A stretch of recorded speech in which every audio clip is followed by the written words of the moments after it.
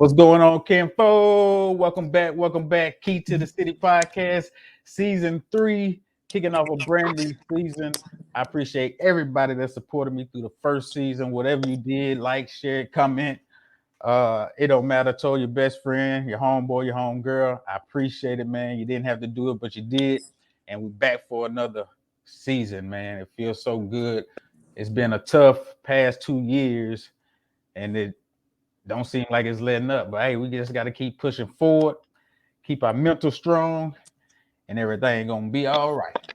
But I sure enough appreciate y'all. And as we did with the first 2 seasons, we're gonna continue to give you quality content, quality guests. And we're starting this season off great with a young lady that I think is gonna set the tone right for this season. With me speaking about getting our mental right. Um, she's gonna give us some keys about how to, you know, love on ourselves, stay in tune with ourselves.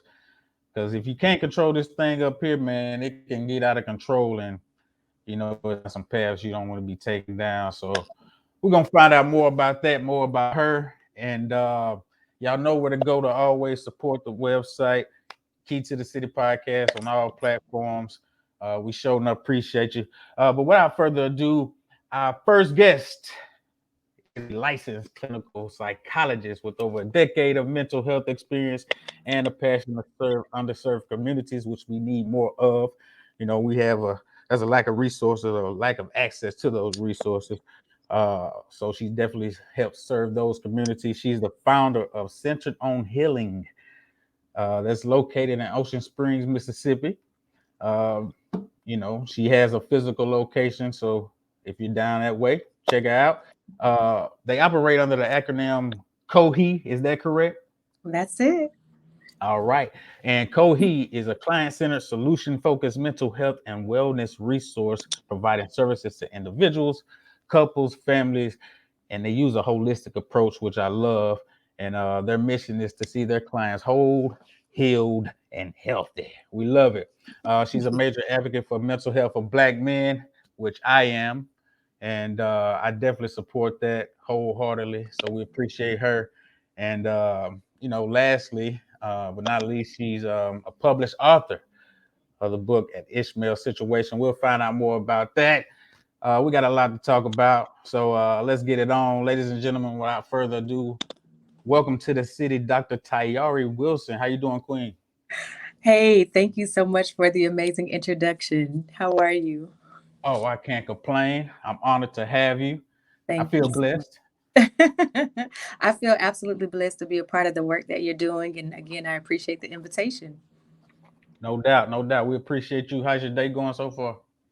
Yeah, listen, so it's been an amazing day. It's been super busy today, but it's not uncommon, especially for this time of the year. So everything is good. I have no complaints, right? Just glad to still be a part of the work that's being done.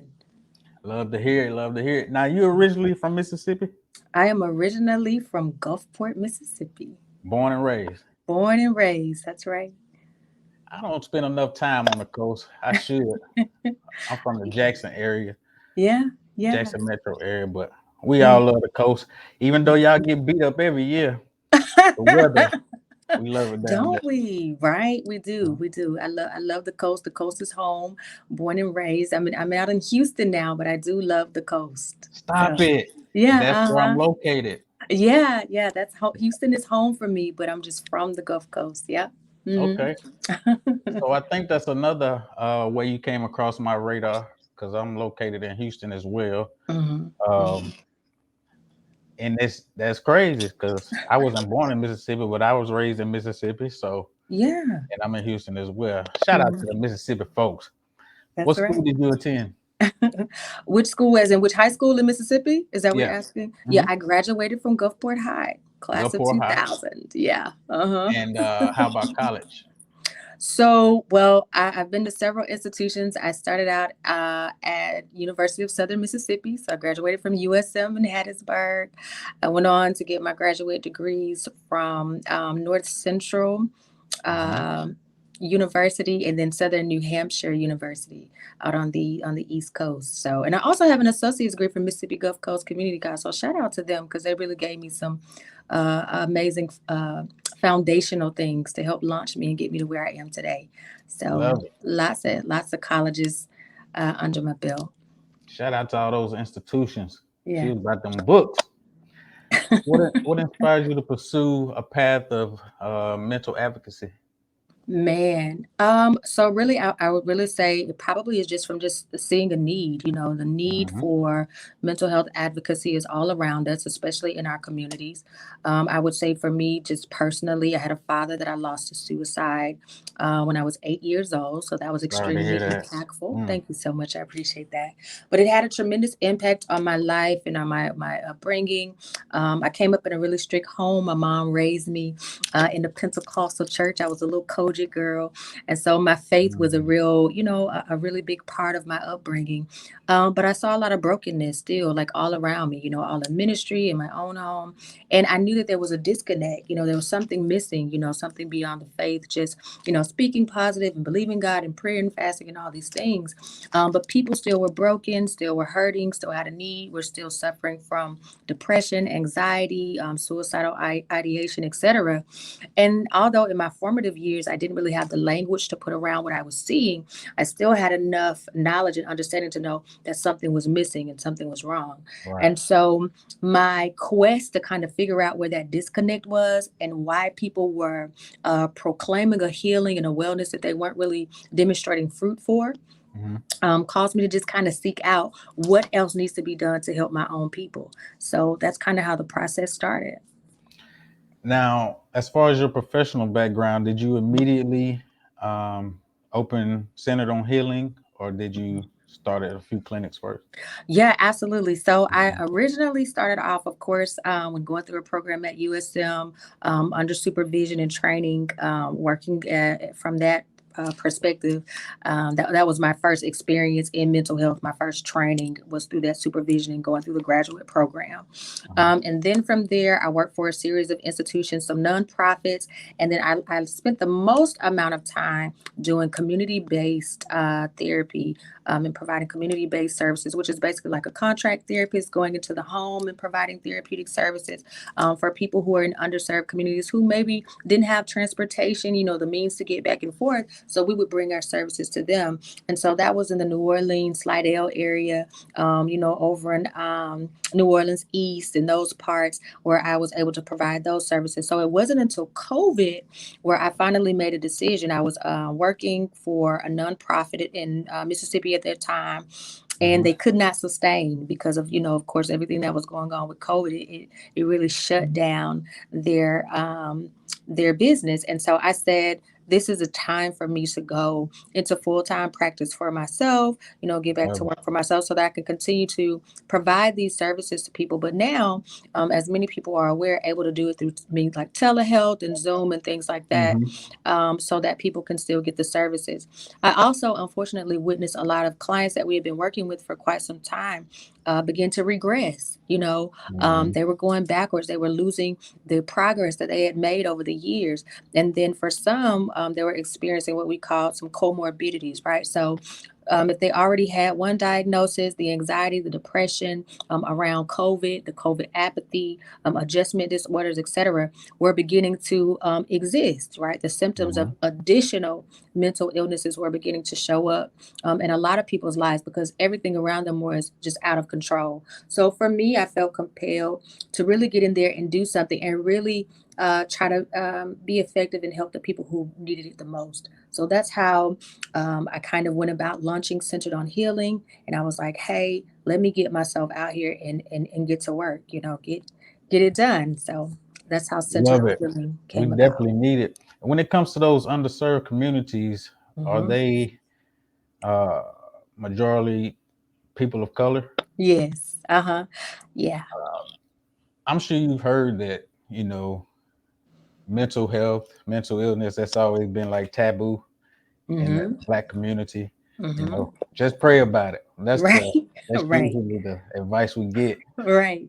Um, but from your experience, do you find Mhm. that that's usually true that people of color are more? apprehensive to seek mental help? Yeah, I would say overwhelmingly, absolutely. I think it's a cultural thing. I think it's a generational thing.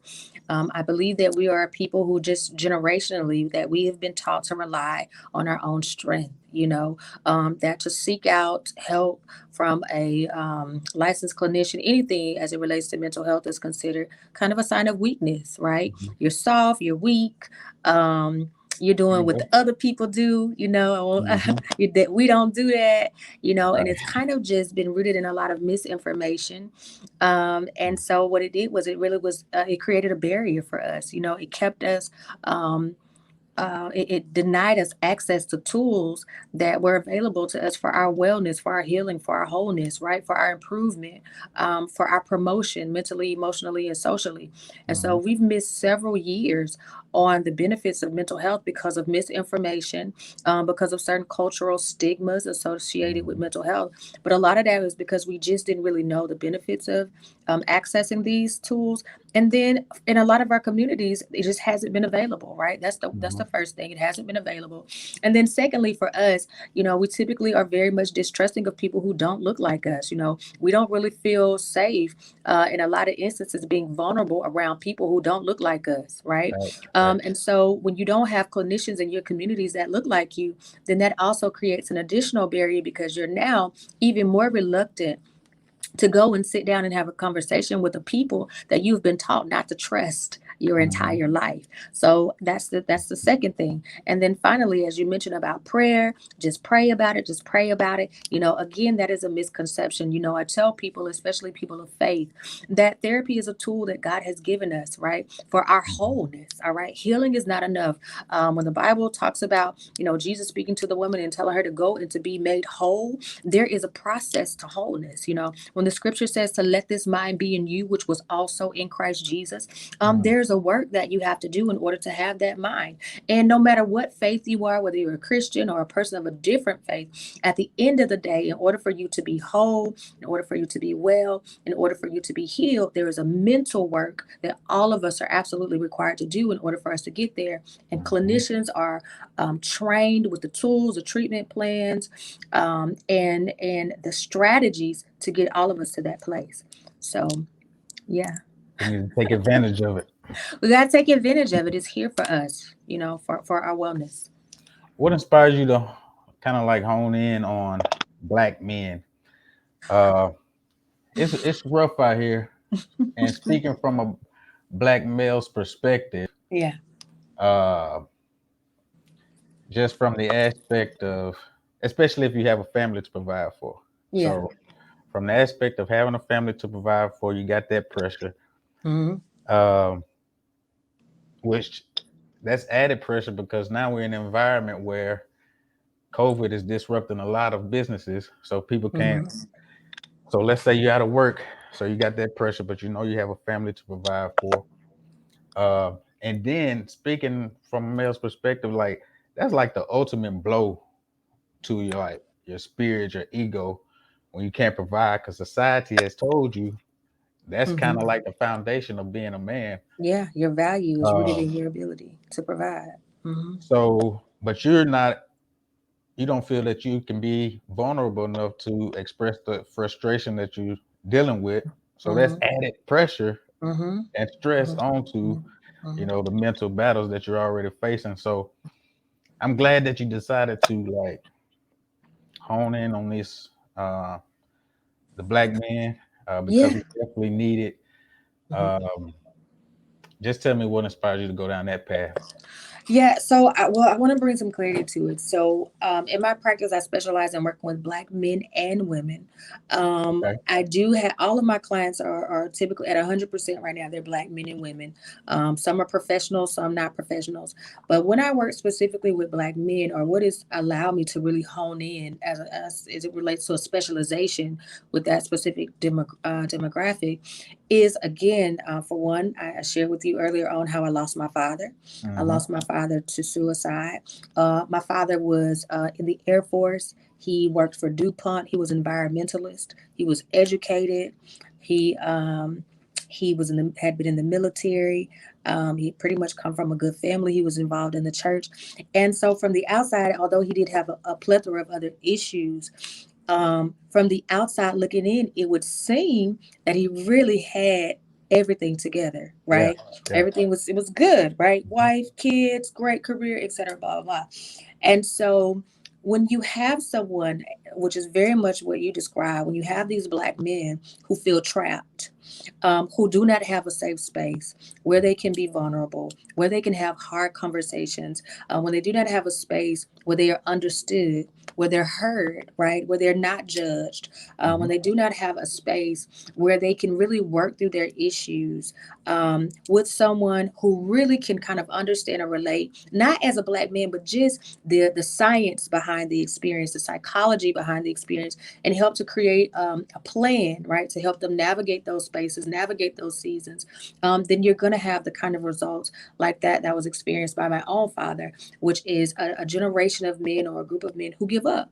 So, Mhm. for all men, it may not be giving up in a sense of taking your own life, but it may just be walking away from your family, walking away from your job, Mhm. turning to other maladaptive coping mechanisms like drugs, like alcohol, like sex, like spending, terrible spending, Mhm. whatever kind of maladaptive copingisms that a person feels that it's safe for them to lean into in order to get through those seasons. So for me, I believe that so much of the breakdown of the black family is directly linked to the fact that the black man does not have an outlet or a space where he can really process things and work through things and get the healing that is required for him to be successful emotionally and mentally in our culture and in these spaces.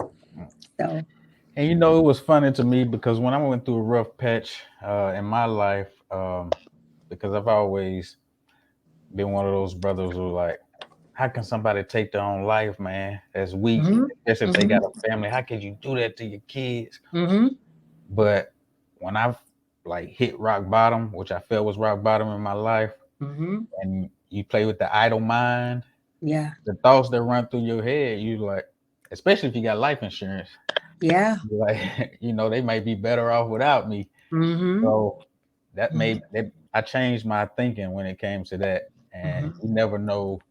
And just like you said, on the outside looking in, it could seem like everything is.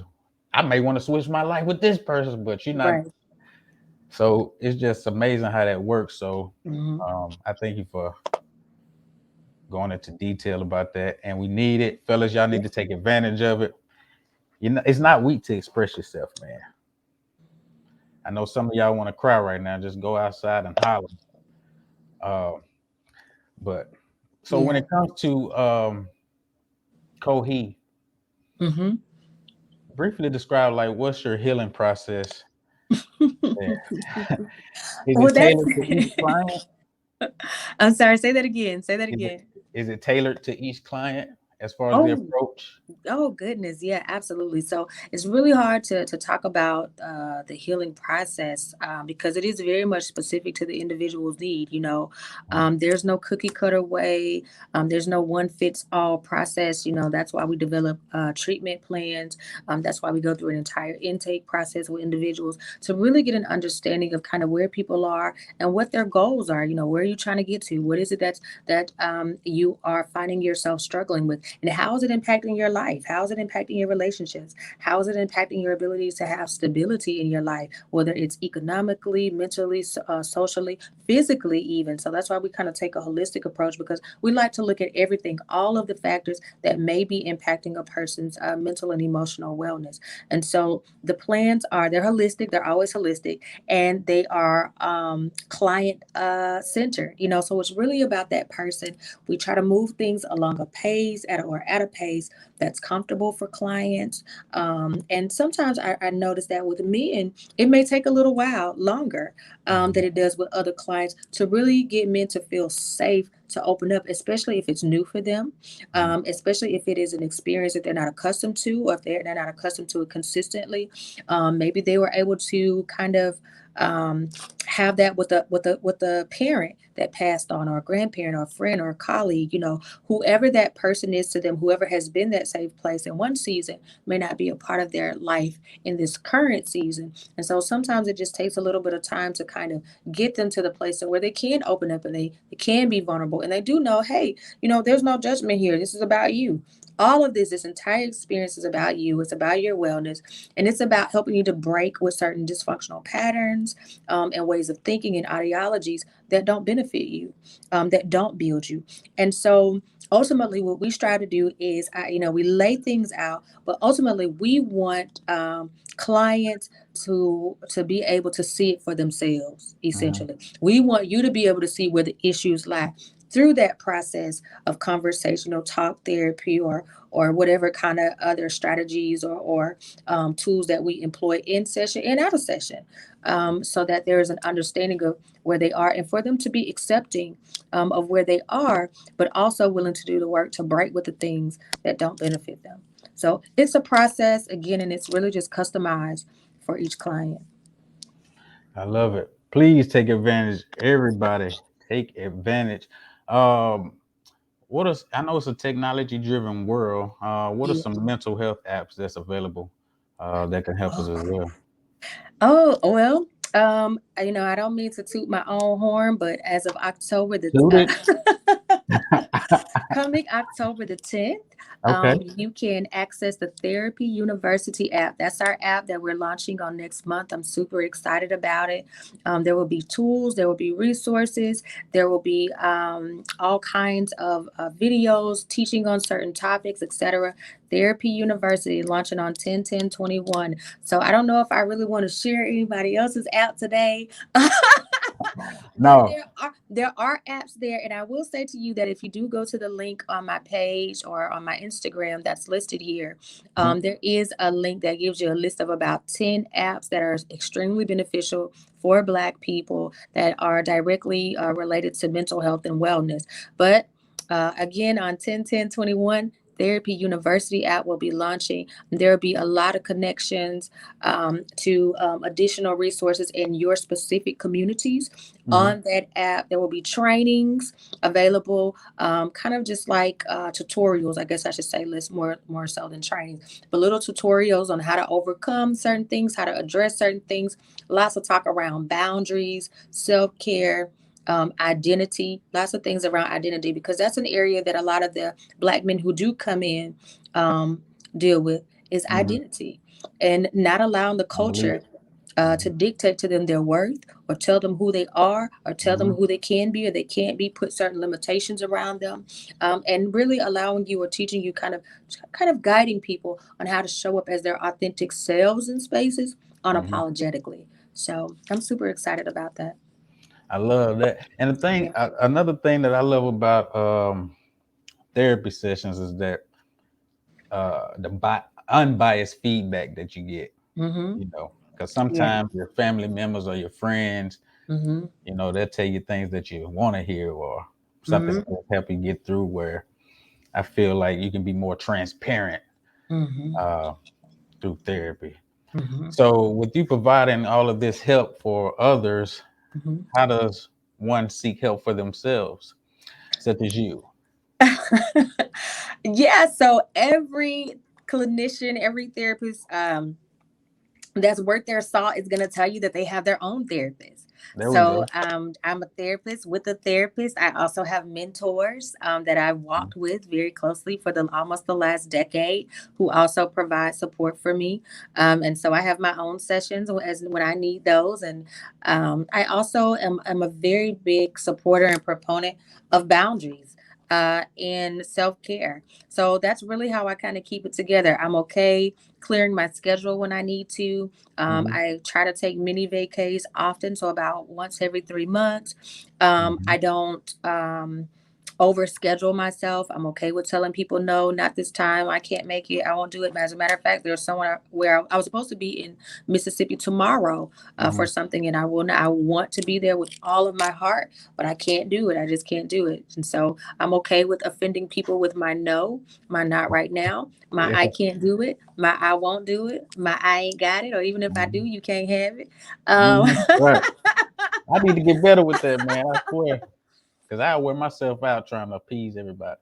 I'm not a people pleaser. I'm not a people Oh, pleaser yeah. at all. And so that's how I'm able to do it. I'm okay with offending. If it's necessary for my own preservation so that I Mm. can be useful in the spaces that I am committed to showing up in, then I know that that means that the other spaces, the other demands, the other pulls will have to take a back seat to what's mandatory and what's necessary in my life.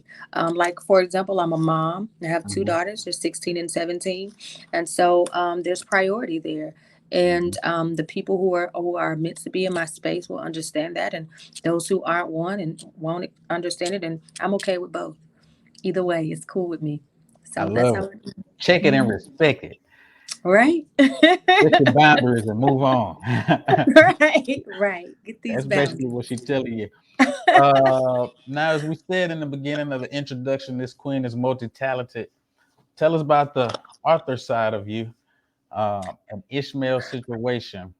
Yeah. So I appreciate that so much, and I see you really did your homework also. Oh, yes, ma'am. Yes, Uh, ma'am. so I've And I'm written a couple. familiar with that story as well. So I'm interested. Very. Yes, ma'am. So I've had the honor, the privilege to write two books. Actually, the first book was in 2017. It was called Looking for Lepers. So these books are more so inspirational. They're not directly linked to the work that I do as a clinician, although I will be publishing something at the end of the year that you guys can look out for. The first book, Looking for Lepers, it's more inspirational, spiritual, parallels the life of Naaman the leper from Second Kings, and just really talks about how scripture speaks about him being a great man, and he was wonderful, he was awesome, and he was a leader, but he also was a leper, right? And Hmm. so doesn't that sound like so many of us, where we show up in spaces with all this strength and this power, and we're so amazing, but internally we're leprous. We have these issues that Hmm. aren't always visible, that we haven't worked through, and we need healing, and we need wellness, and we need balm, right?